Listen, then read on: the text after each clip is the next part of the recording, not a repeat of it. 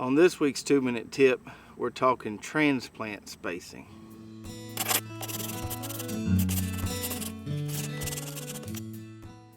On the last 2-minute tip, we showed you those Brussels sprouts transplants that were ready to go in the ground.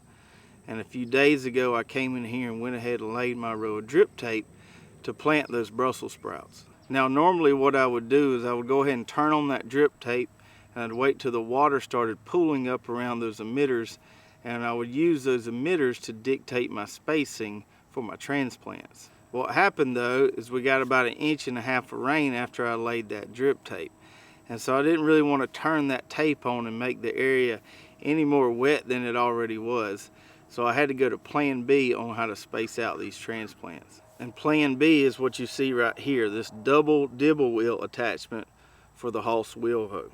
Now this double dibble wheel setup here is ideal for planting double rows on drip tape. With these 2 dibble wheels here, I can straddle that row of drip tape and punch my holes on both sides of the tape along that row.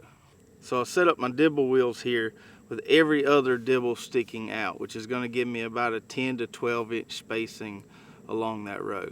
And before I started going down the row, I staggered these 2 dibble wheels here so that along the row I never have 2 plants right beside each other, and that's going to give all the plants plenty of room to grow, plenty of space there.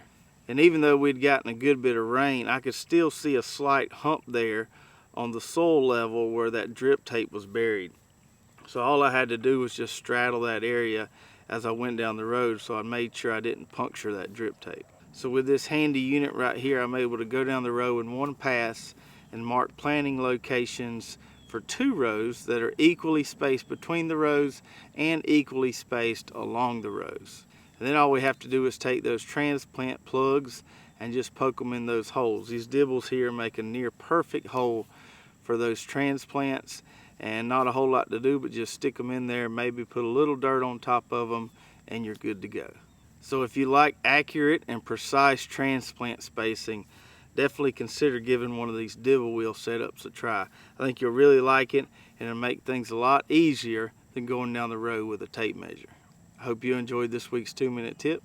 We'll see you next week.